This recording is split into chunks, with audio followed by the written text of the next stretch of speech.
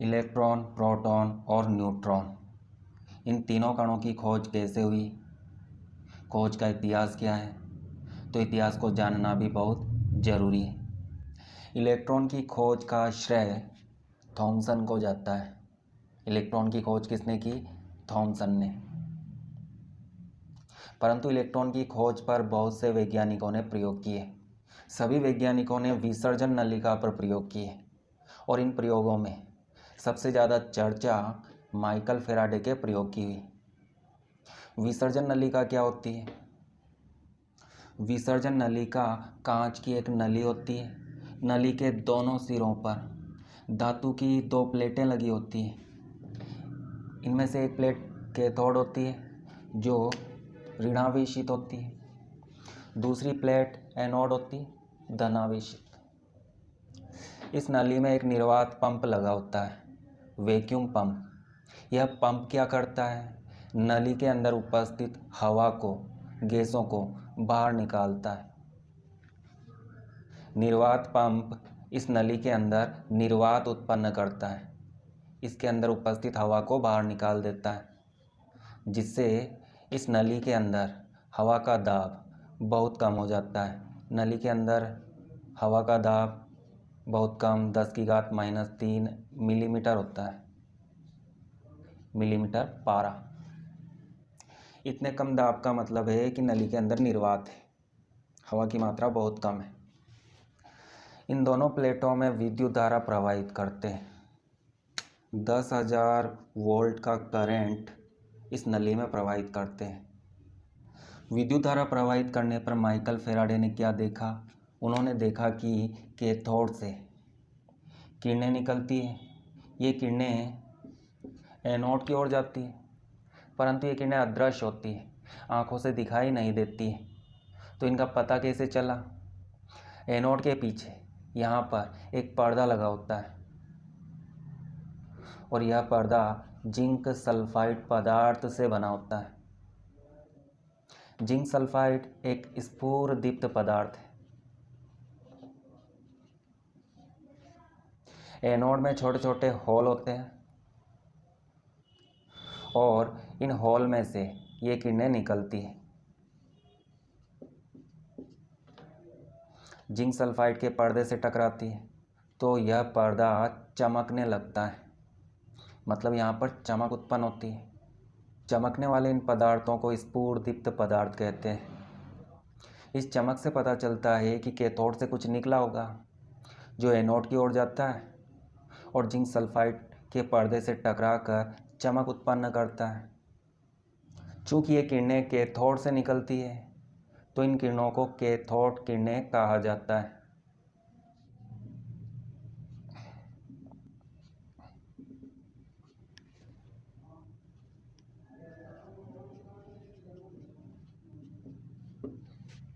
Cathode किरणों में होता क्या है, इसका पता लगाने के लिए इनके रास्ते में एक छोटा सा, बहुत ही छोटा सा उपकरण है, पेडल व्हील, जिसमें एक पहिया होता है और उसमें पेडल लगे होते हैं। तो इस छोटे से पेडल व्हील को इन किरणों के रास्ते में रखा गया।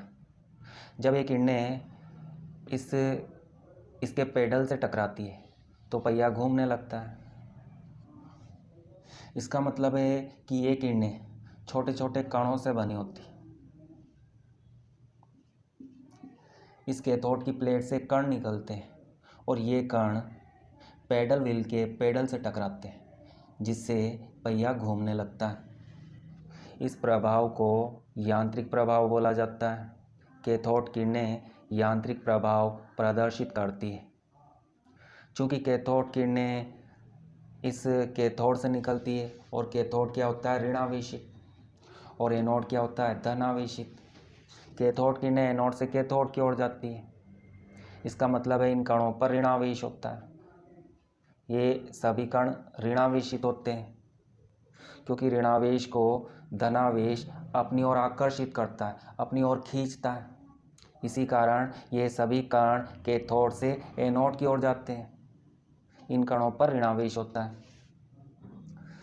जब कैथोड किरणों को विद्युत क्षेत्र में से गुजारा जाता है दो प्लेटों के बीच में से गुजारते हैं। एक प्लेट धनावेशित होती है, दूसरी प्लेट ऋणावेशित होती है। दोनों प्लेटों के बीच विद्युत क्षेत्र होता है। इस विद्युत क्षेत्र में से कैथोड किरणों को गुजारा जाता है, तो कैथोड किरणें धनावेशित प्लेट की ओर मुड़ जाती है। इसका मतलब क्या है? इसका मतलब है कि कैथोड किरणें ऋणावेशित कणों से बनी होती है और ये सभी ऋणावेशित कण धनावेशित प्लेट की ओर मुड़ जाते हैं। कैथोड किरणों के रास्ते में एक छोटी सी वस्तु को रखा जाता है, तो इस वस्तु की शेडो बनती है, छाया बनती है। तो इसका मतलब है कैथोड किरणें सीधी रेखा में गति करती है। चूँकि इस नली में निर्वात होता है, इसमें कोई गैस नहीं होती है, तो ये कण, ये ऋणावेशित कण, इनके रास्ते में रुकावट नहीं होती। अगर यहाँ पर गैस के कण होंगे तो ये कण गैस के कणों से टकराएंगे और इधर उधर मुड़ जाएंगे, परंतु नली में कोई गैस नहीं होती है, तो इन कणों के रास्ते में कोई रुकावट नहीं होती है। ये कण सीधी रेखा में गति करते हैं। इसके बाद क्या हुआ? इस नली में अलग अलग गैसों को भरा गया। कैथोड और एनोड की धातुओं को बदला गया। कैथोड किरणों के गुणों पर कोई प्रभाव नहीं पड़ा। इसका मतलब है कि कैथोड किरणें नली में भरी हुई गैस की प्रकृति और इलेक्ट्रोड के धातु की प्रकृति पर निर्भर नहीं करती। इससे हमें पता चला ये ऋणावेशित कण फंडामेंटल पार्टिकल है, मूलभूत कण है, जो सभी पदार्थों में पाए जाते हैं। इन ऋणावेशित कणों को इलेक्ट्रॉन बोला गया और इलेक्ट्रॉन सभी पदार्थों में पाए जाते हैं। यहाँ पर जब हम किसी गैस को भरते हैं तो ये इलेक्ट्रॉन गैस के कणों से टकराते हैं, तो गैस के कणों में से इलेक्ट्रॉन निकलते हैं। कैथोड किरणें कैथोड से निकलती है, परंतु कुछ कैथोड किरणें गैस के कणों से भी निकलती है। मतलब सभी पदार्थों में ऋणावेशित कण होते हैं और उन ऋणावेशित कणों को इलेक्ट्रॉन बोला जाता है। थॉमसन ने कैथोड किरण नलिका पर प्रयोग किया, जो कुछ इस तरह से दिखाई देती है। थॉमसन ने लंबे समय तक प्रयोग किया और इलेक्ट्रॉन के आवेश और इलेक्ट्रॉन के द्रव्यमान का अनुपात निकाला। यह अनुपात कितना था? 1.75 8820 इंटू 10 की पावर 11 कूलाम प्रति किलोग्राम। इलेक्ट्रॉन के आवेश और द्रव्यमान का अनुपात इतना होता है। यह अनुपात थॉमसन ने निकाला था। कैसे निकाला था उसका सिलेबस से कोई लेना देना नहीं, आपको केवल इसे याद रखना है। जब विसर्जन नलिका में अलग अलग गैसों को भरा जाता है और इलेक्ट्रॉन के आवेश और द्रव्यमान का अनुपात निकाला जाता है, तो हर बार अनुपात समान प्राप्त होता है, इतना प्राप्त होता है। मतलब कैथोड किरणें जिन ऋणावेशित कणों से बनी होती है, वे ऋणावेशित कण पदार्थों की प्रकृति पर निर्भर नहीं करते। वे सभी पदार्थों में पाए जाते हैं और उनके आवेश और द्रव्यमान का अनुपात हमेशा स्थिर रहता है। 1.75 इंटू 10 की पावर 11 कूलाम होता है।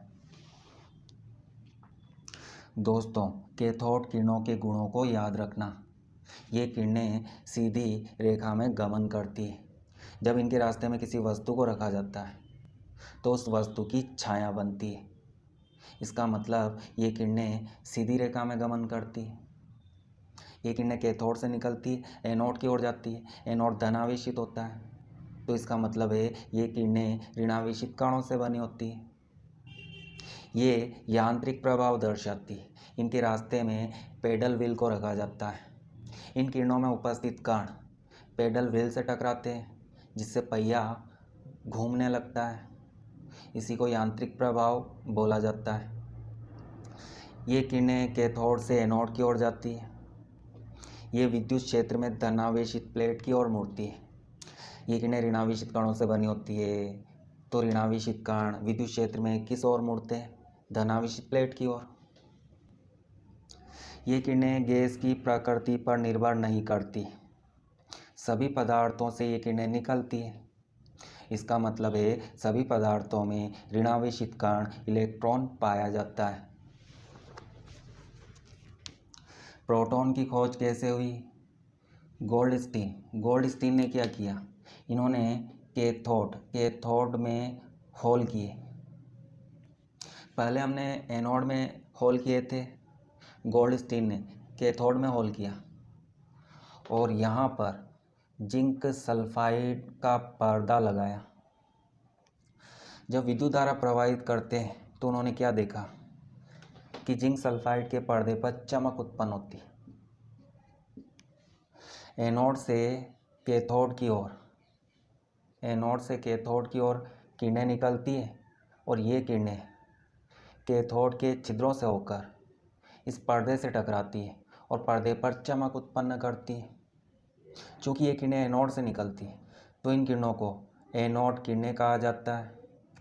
इससे पहले वाले प्रयोग में नली के अंदर निर्वात होता है। नली के अंदर का दाब बहुत कम होता है, 10⁻³ मिलीमीटर मरकरी। गोल्डस्टीन ने नली में अलग अलग गैसों को भरा तो गोल्डस्टीन के प्रयोग में नली के अंदर गैस का दाब अधिक था।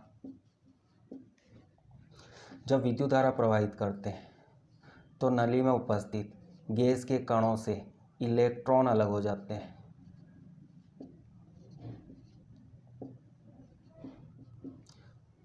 और इन कणों पर धनावेश आ जाता है।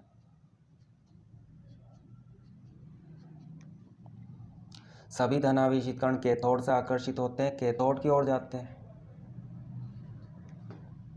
इनको हम एनोड किरणें कहते हैं। और इलेक्ट्रॉन एनोड की ओर जाते हैं, जिन्हें कैथोड किरणें कहते हैं।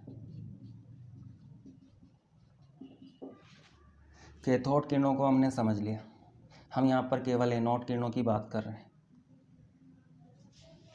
चूँकि एनोड किरणें एनोड से कैथोड की ओर जाती है और कैथोड ऋणावेशित होता है। ऋणावेश धनावेशित कणों को अपनी ओर आकर्षित करता है। तो इसका मतलब है एनोड किरणें धनावेशित कणों से बनी होती है। इन धनावेशित कणों के आवेश और द्रव्यमान का अनुपात ज्ञात किया गया। अलग अलग गैसों को इस नली में भरा गया और इन कणों के आवेश और द्रव्यमान का अनुपात निकाला गया। तो हर बार अनुपात अलग अलग प्राप्त हुआ। इसका मतलब है ये धनावेशित कण फंडामेंटल पार्टिकल नहीं है, मूलभूत कण नहीं है। ये सभी पदार्थों में नहीं पाए जाते।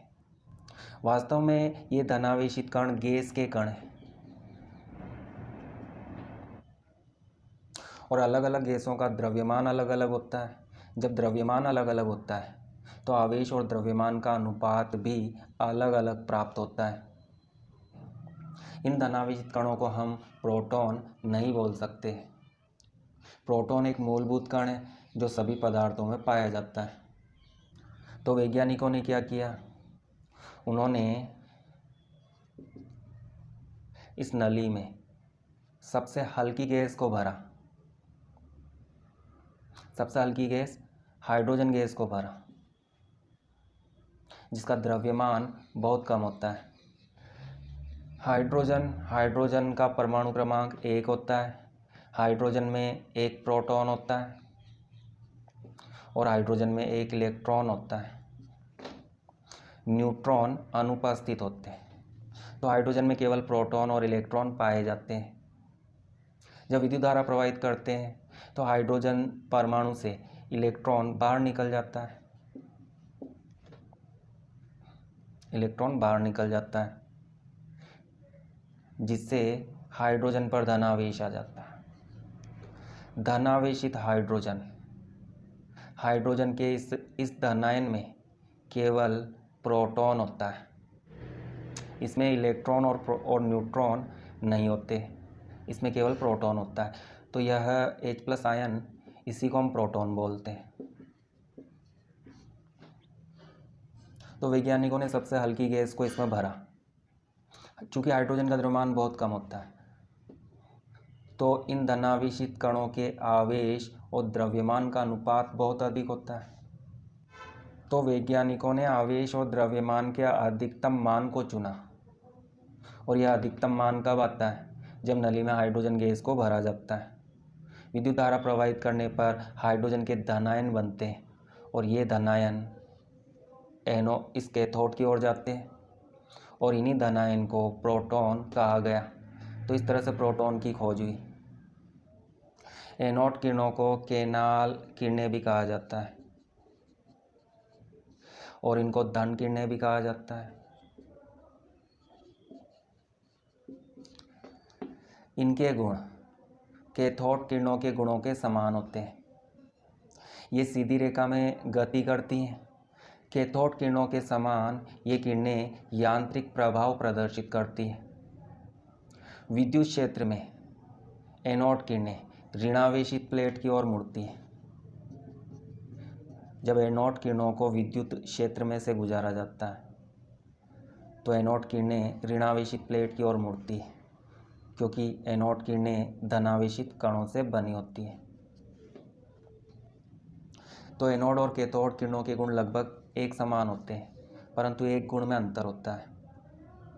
कैथोड किरणों के लिए E और M का अनुपात पदार्थ की प्रकृति पर निर्भर नहीं करता, परंतु एनोड किरणों के लिए आवेश और द्रव्यमान का अनुपात पदार्थ की प्रकृति पर निर्भर करता है।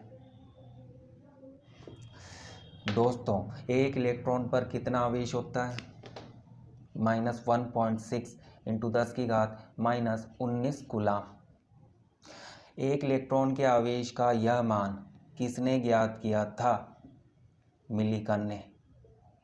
मिलिकन का एक बहुत ही प्रसिद्ध प्रयोग है, मिलिकन तेल बूंद प्रयोग। और इस प्रयोग में मिलिकन ने एक इलेक्ट्रॉन के आवेश का मान निकाला था। प्रयोग आपके सिलेबस में नहीं है, तो प्रयोग को याद रखने की आवश्यकता नहीं है। बस इतना याद रखो कि एक इलेक्ट्रॉन का आवेश किसने निकाला था? मिलिकन ने। दोस्तों, इलेक्ट्रॉन के आवेश और द्रव्यमान का अनुपात हमें पता है कितना होता है। 1.75882 × 10⁻11 कूलाम प्रति किलोग्राम होता है। इस एक इलेक्ट्रॉन का आवेश कितना होता है? 1.6 × 10⁻⁻19 कूलाम।